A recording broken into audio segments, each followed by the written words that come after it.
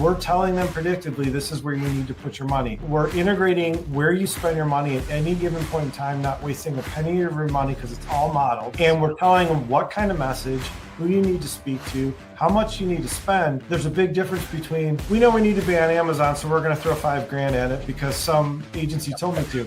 Well, what if it's the wrong time with the wrong message and you could spend $2,000? You know, some of these channels, it's really about what do you need to spend to get the impact you're looking for.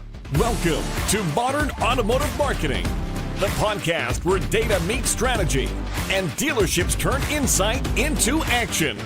We're talking full funnel strategies, predictive insights, and real world tactics that help dealers win in today's market. Here's your host, Jason Harris. Hey, what's going on, Podcast Nation? It is Jason Harris here, and thank you for joining me on another episode of Modern Automotive Marketing, where I get to talk anything and everything I want to talk about to what makes modern automotive marketing modern. And I got a couple cool guests with me today. Actually, I'm super excited to get into this because we're going to talk about a very important and I think maybe overlooked topic, right? We're going to get into integrated and just fragmented marketing and just, what is that and how we can overcome it. I have two very special guests with me, and I'm talking, these guys are pros, guys. So be ready to get your notebooks out and take some notes here. I have both Justin and David with me from Proficy Digital. What's going on, guys? How you doing? We're great. How are you? I'm good. I'm excited. I'm excited to get into these topics, and also a very timely one too, right? I mean, just to kind of, as this time of year that we're getting into, and sales and service business, just doing what they're doing, it's always a good time to get into this. I think everybody out there is watching, listening right now is looking at how they can do more with the budget they have, and what are some of the best strategies for that. It is strategy with Jason has kind of been my thing. So I love talking about strategies, and I'm excited to get into it with you guys. But here's what I love to do, and how I'd like to kick these podcasts off is I love kicking them off with a little origin story.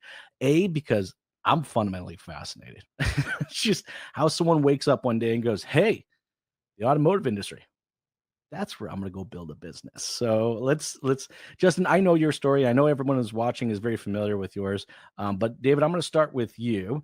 How in the world did you choose the automotive space, and what was kind of that idea, that big idea of like, hey, I'm going to go start Proficy Digital for you?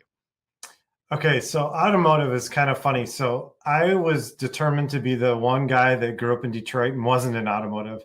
Like, everyone's in automotive, and my family wasn't in it. I didn't grow up in it. Wasn't even really a car guy. But I got through first 10 years of my career never touching automotive. I was getting my MBA, and one of my buddies that I took a bunch of classes with, we really hit it off. He was in like the treasury area of Audi Volkswagen. Okay. And we had just finished our program, and he called me one day. He said, I've got the perfect job for you. He goes, Audi has this open spot that you're perfect for. And I'm like, well, I mean, you always take a recommendation from a good friend. I interviewed on a Friday, had an offer by Monday, and it was the quickest I'd ever been hired anywhere. And the only reason I took it was, if I'm going to do automotive, I'm going to do something different.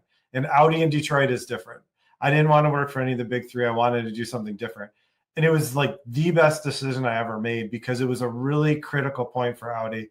I'm going to date myself a little bit here, but it was really when Audi was kind of coming up, and it was, are we going to sell over 100,000 units? And I had a direct line to some pretty key executives. The cool thing about Audi was it's flat. So you got a lot of exposure, and I felt like I was getting another MBA. Like, I learned automotive on an accelerated pace, and I got to move around a lot.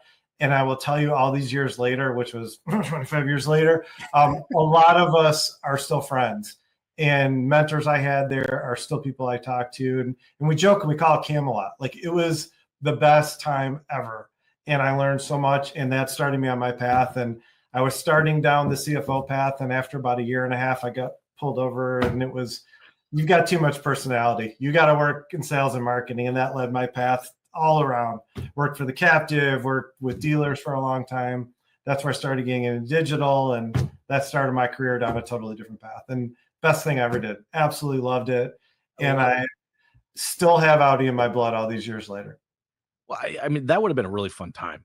I mean, Yeah, it was. it would be. I mean, I'm thinking like, I mean, this is when Audi was producing like full body sedans with manual transmissions and big motors. And like, it was actually kind of funny because Audi was doing what the big three kind of went away from doing. So it was like, like it would have been a really, really great time. And in fact, I mean, I remember kind of that time frame. Like, what was it? What was my favorite? My favorite? The Audi S6. There we go. Let me get a full body sedan, and I'm going to shove a V10 into it. Yeah. Right. And hey, we can market that. We can sell that. That would have been cool. That would have been a super cool time. It was. It was great. And it was so much fun. Like, everyone kind of was really pushing together, and you can't always say that. And I say, even to this day, I was like, those were some of the best years of my career, and I was still in my 20s. So I was like, I didn't realize, I maybe didn't fully appreciate how great it was. So that's what started the passion for me. To answer your next question, like fast forward all these years, how did I get to Proficy? So when I left Audi, and I had worked on the VW side a little bit too, I went off and did 2 startups and failed at both of them. And I will tell you, biggest cliche in the world, smartest thing ever. I could not do this company had I not failed. Like, you have to learn from your mistakes. And, I think if you succeed the first time, you kind of like can't be told you would ever do anything wrong, right? Like you're like, you feel like you're bulletproof. You have to fail. Failing was so important. So I did 2 failed startups, learned a ton, learned so much about technology and digital, and neither of them were automotive. So that break from automotive allowed me to bring some new ideas back to automotive. Feeling like maybe I needed a little stability, I went and worked for Urban Science for a while, learned a lot about data, learned a lot. That company's had some really unique things that I sort of put in my toolbox. And then I just started doing some consulting with GM and saw an opportunity, particularly with Cadillac, to do some pretty cool things on the digital side. Met my co-founder, Alex, and that started Proficy. We were part of a larger company as like almost like a skunk works, like a startup within an established company. And then we bought ourselves back a couple years into it, and that was Proficy. The thing that was really cool about starting the companies, we had a different view. We'd both worked in digital forever. We both worked with dealers forever. For me, from the OEM side and from the provider vendor side. So I felt like I really understood how dealers look at business.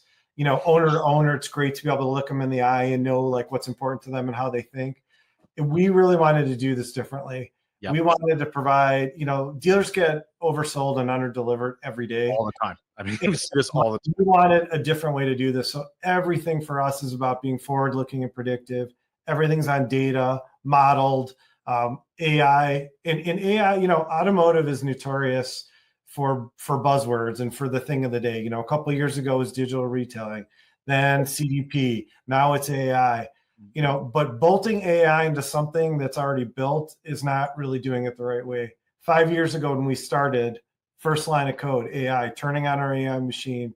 Everything we do is AI, machine learning, statistical, modeled. And even though between Alex and I, we've got, 60 years experience in the industry, we don't rely on trust us, we're credible. It's the data does the talking, the modeling, and bringing stuff from outside of automotive into automotive to look at media, how you buy it, how you predict what's going to happen, what you do when. And that's kind of what we're going to talk about as we get into this conversation. No, and in fact, that's a perfect segue, right? Because today's conversation for everybody out there watching and listening is your marketing truly integrated or is it fragmented?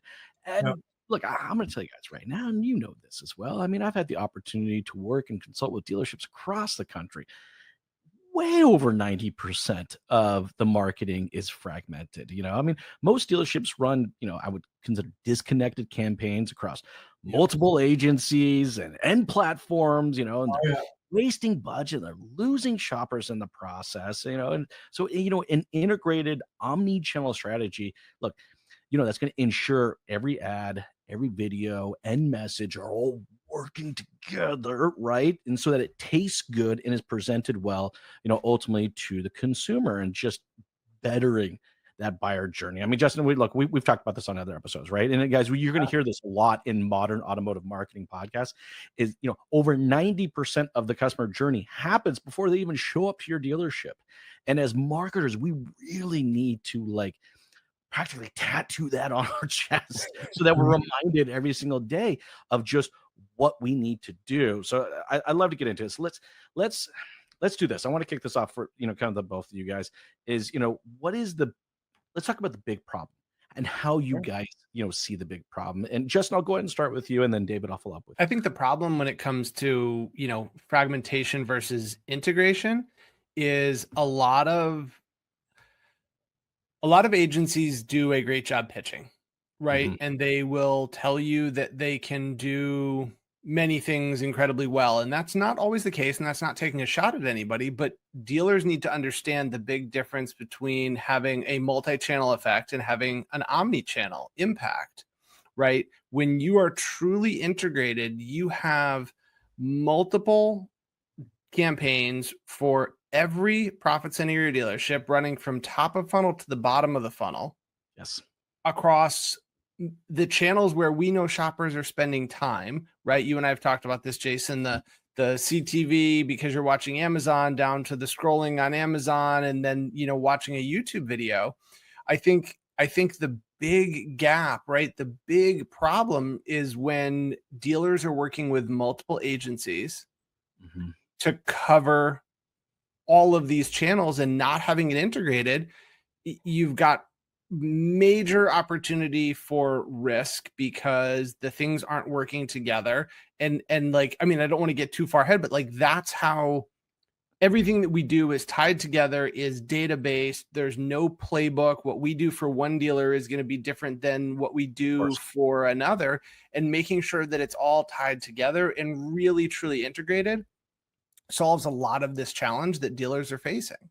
Well, and look, when it's not all talking to each other, right? When it's not, unified, right? When the creative's not unified, the data's not unified, the targeting across, the channels, what it does is we're just creating efficiencies. And for everybody out there watching and listening, when we say the word efficiencies, what we're saying is you're spending too much. you're not spending it correctly, because it's really in the marketing world. When anytime the word inefficiency comes up, you're spending money on stuff you really shouldn't be spending money on, right? There's just a major disconnect. David, how does this impact dealers' kind of ability to reach the right shopper consistently when it's kind of fragmented? It's kind of like all over the place, and it's not streamlined and integrated. In your opinion, how does that affect us reaching the right shopper at the right time? Yeah, I'm really glad you raised it. I'm glad you brought up inefficiency because I love to focus on, and Justin hit on it, risk, right?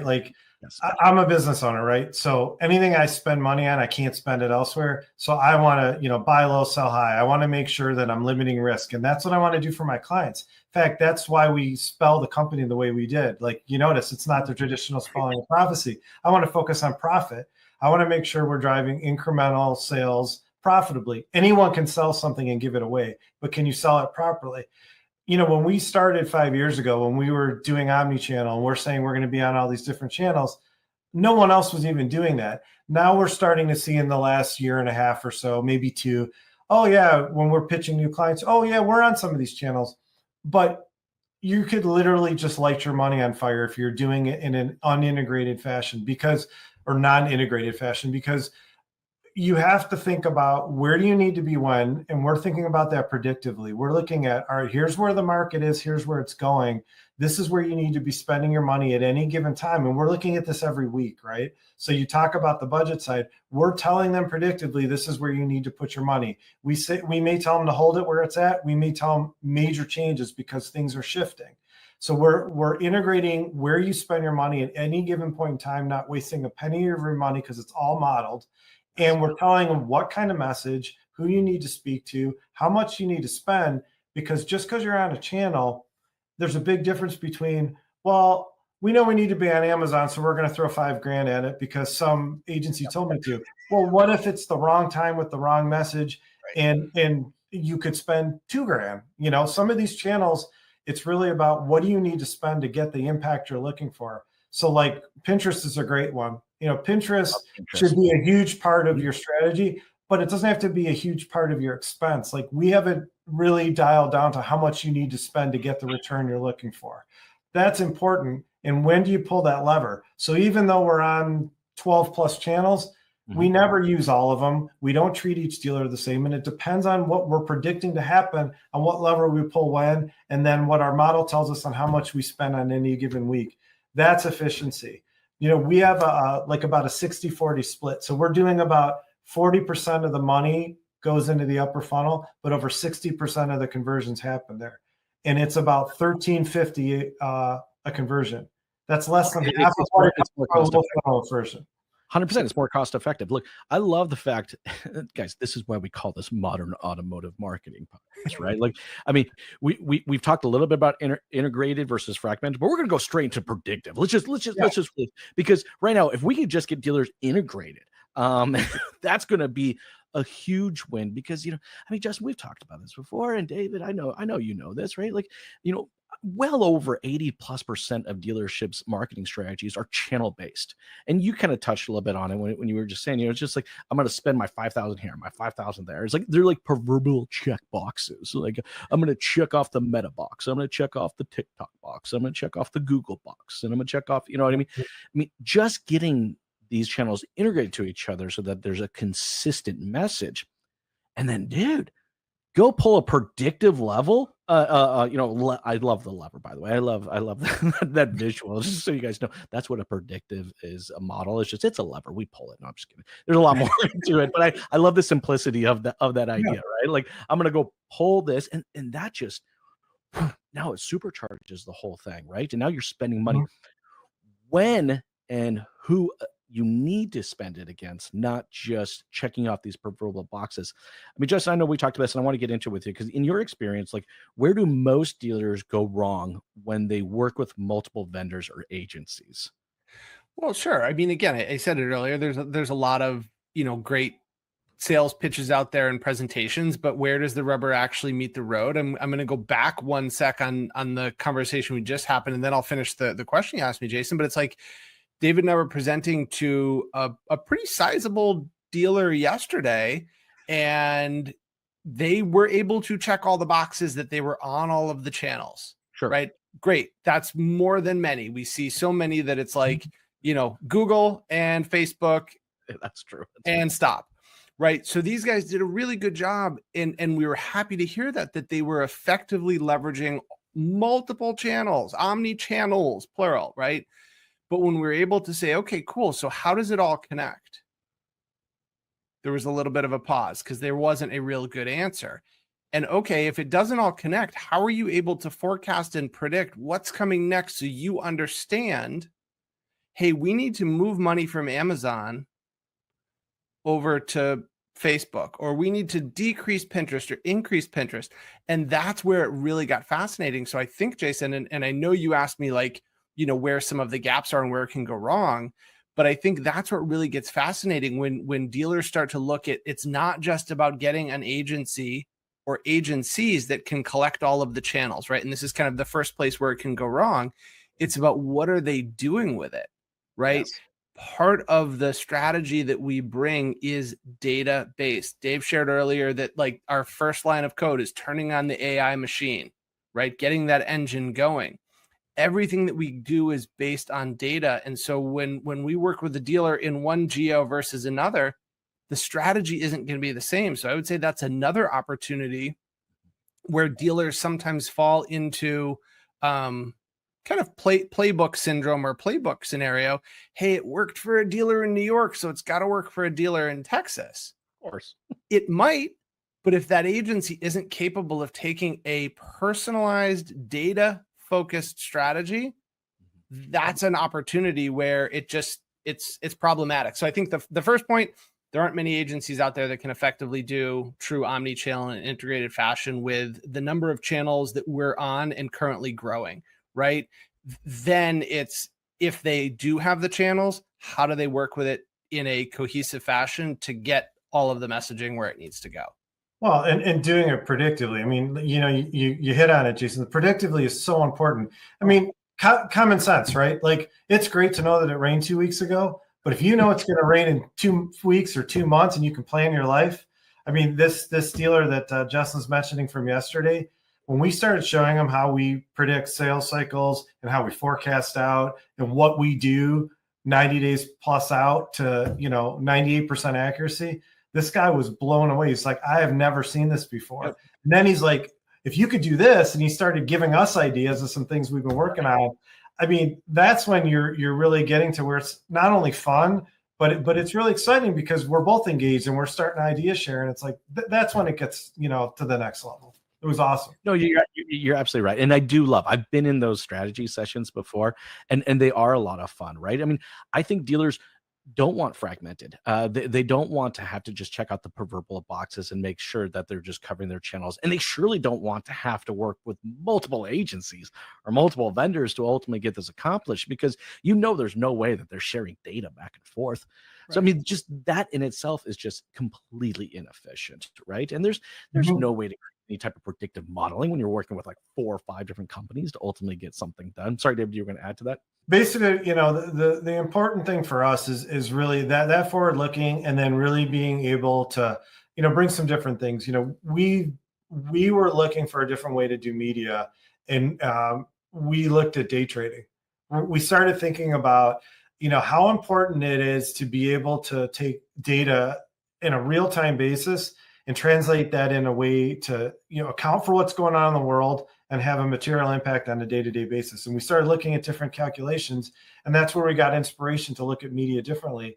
And we're looking at it and predicting out on a daily basis. And we've found ways to look at website traffic through some different calculations that allow us to say, hey, if it's doing this, we do this. If it's doing that, we do that. And we've taken something very complex and made it simple. And our clients love it. They understand it. And it works. I mean, we built our whole company on it. And like, to give you an example, we had a client tell us earlier in the year, they said it's the 20th of the month. Our traffic's down 20%. We got a week and a half left. We're really worried. We said, well, you haven't hit the upper limit. We ride that upper limit up. As soon as it hits it, we know you're going to start selling. And it was a Monday at 2:30. And we said, trust us, in the next 24 hours, you will be selling cars. They texted us at 10 p.m. that night. We sold 9 cars today. We said, see? I mean, and that we built our whole company on that, and it works like clockwork. And it's totally unique to us. We just put a lot of time into figuring out how to do this differently. See, this is what I love, having these I get to talk to some data nerds, and then I get to talk to like some real data nerds, right? And I actually don't use that in a negative way. I think it's a badge of honor these days. In fact, I think anybody out there watching, listening right now, from a dealer perspective, you should be a data nerd.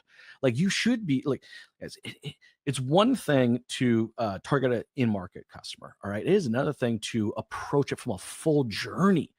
I mean, guys, just unpack a little bit what David just said here, right? And we said earlier in the show, right? 90% of the journey happens before the customer even gets into the dealership.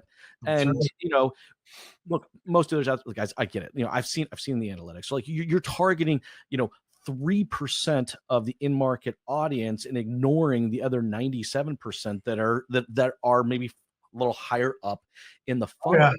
The most inefficient thing you can do is just that in itself, right?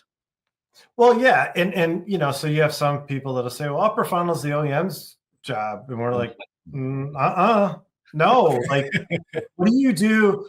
A lot of these like OEM programs, and I'm not necessarily, trying to throw shade at them, but they're very focused on low funnel, right? And we've had conversations with folks that are like, we've tried, we can't get the dealers to do it, but they really focus low funnel. Well, that might help you a third of the time.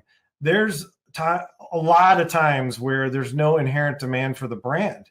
Well, what are you going to do? Fight over a limited number of folks and pay $10 a click when you could spend $5 per thousand, generate a captive audience, and then move them through the funnel. It's so much smarter. It's like beyond obvious, but a lot of people don't do it. Well, it's just a total lack of strategy. Let's just call it what it is, right? It's marketing for the sake of doing marketing. And you know what, as an industry, I mean, Justin, I know we've talked about this before, right? Like, we've seen this play out, right? It's doing it for the sake of doing it. All right. And that is just wildly inefficient. Here's, Justin, I actually got one for you, because I love how this kind of plays out, right? If you guys are listening, watching, like, you have this journey, right? Then you have the integration of all these different channels, right? And then you got to tack on a predictive, model that goes along with that. So not only are you focusing full journey, you're fully integrated in all those channels, but now you're actually moving budgets accordingly where they need to be and who they need to be targeting to get you the most bang for a buck. I mean, that in itself, that is a major, big, monster, hefty, bite-sized strategy. Justin, here's my question for you. What are the downstream effects of that level of integration? How does it actually translate into an ROI for dealers? Wow, that was a lot. Sorry, I get going. When you said it like that, you were like, you do this and you do this and you do this. Like, man, you step back and think about it. Justin, don't forget about creative. We do all the creative too. Right. We did a series about that too. There's a lot that goes into that, Jason. I think, so I stepped back for a second. I'm like, yeah, I guess it is a lot. In terms of like downstream impact and ROI. So I'm going to go back to what I said earlier and Dave supported, right? The first thing for me is removing risk, right? If we have somebody's advertising budget, and again, I'm going to repeat what David said, if you're spending money somewhere, you can't spend it somewhere else. So we need to make it as efficient as possible. Part of what we do, and Dave referenced this, was how we work through the budget. Our team is going to meet with dealers weekly, reviewing the data and reviewing what we're looking at to ensure that there's no waste, right? There's no point in having waste in advertising spend. Go back to efficiency. It doesn't make sense. We're looking weekly versus monthly, right? So again, you asked about ROI. Oftentimes, campaigns are kind of set it and forget it, or set it this month. We'll see what happens and we'll come back next month and we'll tell you how you did. And that's certainly not forward looking. So having those conversations weekly, and it's about making recommendations based on the data that we see, forward looking predictions, right? We want to make a recommendation to shift budget, or maybe we're going to make a recommendation to do nothing, and that's okay. But at the end of the day, when it comes to ROI, the biggest thing is, eliminating risk. And a lot of the conversations we have, Jason, are focused around sales, right? ROI, as we know, also happens in the fixed ops department. So there's bring that up. That's we don't talk enough about it. So I'm sorry. Go ahead. No, we don't. But it's a huge opportunity to make sure that ROI is measured not just in new sales or used sales, but also in fixed ops. And we've seen instances where a dealer who adopts a true integrated omni-channel strategy will have massive amplification on their marketing results. So that's pure ROI. When it comes to looking at fixed, there's a shorter path to that sale, right? Completing the RO on service than there is on a new or used vehicle purchase. But at the end of the day, like if I were to tie one thing together, Jason, as it comes to ROI, like eliminate the risk, because if you're rolling the dice and you don't know what's going to happen, your ROI is up in the air. Do something that eliminates the risk, and that your ROI is going to be that much more stable. Well, that the dollars being used, every dollar is being used strategically. Yep. Again, going back to what we were talking about, not just some proverbial checkbox, but strategically. David, here's what I got for you. I'm sure you probably have, some dealership examples, maybe a couple of notches in your belt that you may be very proud of. So what's maybe a quick example of one of those dealers? Well, so there's a couple of things. I mean, I'll give you something that's a little bit more scaled, right? Because I think scale always matters, right? So we've got an OEM that we've been working with for 5 years. It started out on a pilot. We beat everything we told them we were going to do, and then it's grown from there. So I think it's meaningful. We measure everything on sales, year over year sales. We want to see improvement, and it's sales to human beings, right? So we don't include fleet or anything like that. So this particular OEM, I'm not going to go back 5 years. I'll go because the numbers are the same. Over the last 3 years, we had close to 80% of our clients that were up in 2022. They were up 45% year over year. Headed into 23, we're like, man, we set a pretty high bar. We hope we can meet it. We had 84% of our clients up. and they were up 12%, which doesn't sound like a lot, but if you remember 2023, yeah, that's a struggle. You got a double-digit return when no inventory, no incentives, super high interest rates. That was the COVID payback year. We were actually pretty pleased with that. Last year, we had, again, almost 80% of our dealers up, and they were up about 15%. This year, year to date through June, obviously July is not closed, we have 93% of our dealers up, and they're up 17.5%. So we have consistent performance all the way through. We're typically in the low 80s and anywhere from, high teens to low 20s. That's our typical run rate. So yeah, I'm pretty proud of that. I mean, that we consistently perform.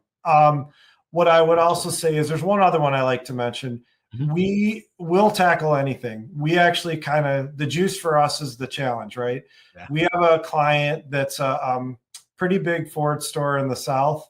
We got introduced to them to say, hey, what could you guys do for commercial, right? So we started doing omni-channel for commercial. And this is where creative comes in. We have our own creative studio. This is the one place where we felt AI isn't there yet. I think we all know if you see an AI-based ad, it just isn't there. It'll be there. It'll probably be there soon, but it's not there yet. So we use creative really strongly here because these guys had some great why buys. They had some great reasons why you would want to take your cars there or your trucks there, because quite honestly, if they're not on the road, you're not getting your revenue. So you need them diagnosed quickly. You need them out on the road. We had some great messages for them. They are hitting numbers out of the back end that they have never hit before. And they do a huge business, but they were just chinning the bar a couple times. That's now the run rate. And they're very close to some numbers that they've never even sniffed at. We've been with them about a year and a half. And the fact that we were able to just take something that was a totally new concept and really succeed with them and hit some numbers that are eye-popping, we're super proud of that. We would love to grow that business. There's not a lot of people that are that aggressive with commercial, but I'm telling you, this has been a massive success story. So we're really proud of that too. Well, see, this is what I also love about just the way you guys decide to tackle this. And there, from a strategic perspective, from a technology perspective, it's fundamentally, it is at the definition of what modern, automotive marketing should be, right? Yeah. But it's the fact that you've taken this across the entire dealership, right? I mean, like to your point, it's in your name, profit.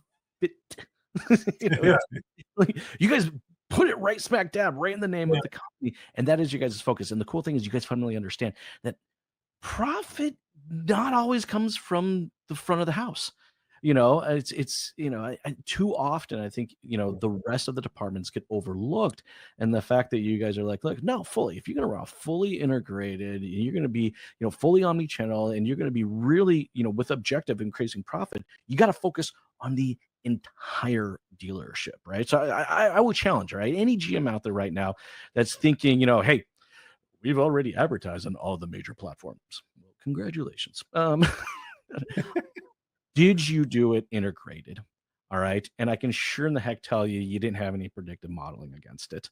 All right. And from a creative perspective, were you actually able to support what that predictive model was pushing back at you in a scalable creative solution? I can probably guarantee you did, because I know, I consider myself a great marketer. There ain't no way in hell I could do that on my own. And that's why I encourage you guys, you need to find a partner. Look, guys, I know we're getting towards the tail end of our time, but I still think there is much of this conversation that needs to continue. I think we touched on some great stuff, but I still think for everybody out there watching and listening now who would maybe love to connect with you and continue, some portion of this conversation real quick. Justin, how can they get a hold of you? David, how can they get a hold of you? And any final thoughts you guys want to throw out there? Yeah, sure. And I know you're always good about dropping this in the show notes. My email is justin.friend@proficydigital.com. You can find our website at Proficy, and it's PROFICY digital.com. Best way to get a hold of me. In terms of final thoughts, man, Jason, I think you kind of summed it up. If you're a general manager, marketing director, or somebody who's responsible for marketing at a dealership, and you think you are doing true integrated omni-channel advertising with creative, with forward-looking predictive, I would love to connect with you just to see and understand, because I think most people, when they really truly start to peel back, the curtain, so to speak, I think they're going to find, fragmentation, disconnection, multi-channel versus omni-channel, and again, I don't know that anybody else, and this isn't to be, you know, a major brag on us. I don't know anybody else that has the ability to do the forward looking predictive forecasting that we can. When you combine all those things together, it's a pretty powerful message. 100% agree. David, for yourself, best way to connect, any final thoughts? Yeah, and everything Justin said in terms of to connect. My email is just David at Proficy, Proficy digital.com. And then, like Justin said, through the website. Yeah, I mean, I support everything Justin said. The one thing I would say, what clients tend to like about working with us is a one-stop shop. We've got, you know, from like a marketing director, it allows them to go do other things that they've always wanted to do that they couldn't because they spent most of their time wrangling vendors. I think it's a huge plus that way. And quite honestly, we make them look good. You know, when they get to work with us, they can direct us on some things they need. We make it real easy for them to just have to make decisions and not have to get in the weeds if they don't want to. They certainly can if they want. You know, your data nerd point, Jason. You know, you can be one if you want to be. You don't have to be. It's whatever works for you. So I think that's a big advantage we have. And I think, you know, look, we knew, and I named the company, so I knew what I was doing when I did it. We're putting a target on our back by focusing on profitability, by focusing on being predictive. You know, we're 5 years in and we live into that every day. And I'm pretty confident saying we deliver on it. So we would love to talk to anyone that wants to hear more and, you know, and deliver the same kind of results we've been delivering for 5 years. And just thank you for having us. Love the opportunity to talk about it. Love your engagement and belief in what we're doing. I know you believe in the same thing. So I think this is where things are going, and we're super excited in continuing to grow and deliver what we're able to deliver and continue to advance. That's a big part of what we're looking at doing. And I just love the boldness. I have to say, I love the boldness. You know, when I think of really, when I started thinking about putting the series together, Modern Automotive Marketing, and like the word boldness did have to come out in that, right? Because you know, if you're just going, I think you kind of said it earlier, right? If you're just going to be following others, you're really not leading the pack, you know, and you got to be pushing the envelope. You got to be pushing the envelope. Oh, yeah. You got to be pushing the level around targeting and creative and pushing the attribution of profit. This is music to my ears. I mean, you guys said I was a dealer. I sat in that seat, and you know that is not something. Anyways, I'll get off my soapbox. But everybody out there watching and listening, you guys know I've said this many times in many other podcasts for decades. All right, as an industry, we have been told to accept engagement as being the only and golden attribution out there, when we know that there are people out there that are pushing the level and looking at how we're going to make things profitable, how are we going to help you make more money, right? And Justin, David, I'm excited that we had a chance to jam with you. But hey, for everybody out there watching and listening right now, one of the biggest compliments you can give us, if you enjoy the show, only if you enjoy the show. I know you enjoy the show, you watched it all. But like, if you enjoyed the show, all right. You wouldn't still be here at this point in the show if you didn't enjoy it. You wouldn't be here at this point in the show unless you actually enjoyed it, right? So one of the biggest compliments you can give us as content creators and just, you know, strategy enthusiasts, all right, is to share the show. It means so much to us when you share the show. If you got a manager, an owner, or friend, or a colleague that needs to see some portion of today's conversation, it means so much to us when you share that show and reach out to these guys. I know they're going to respond back to you. That's just who they are. They love talking about this, and they are so excited about helping dealers become more profitable. And that is what marketing is for. It's supposed to make us more profitable, not just engagement. Anyways, I'll get over. Thank you guys so much for taking the time to jam with me today. Justin, David, I really appreciate it. This has been a great episode, and really appreciate you guys this time. Thank you guys so much for watching and listening. Y'all rock. You guys have yourself an amazing day. Thanks, Jason. Thank you. Thanks for tuning in to Modern Automotive Marketing, where modern marketing meets measurable results. From predictive insights to creative that actually converts, we're here to turn insight into action. Make sure to follow the show, share it with your team, and we'll see you in the next episode.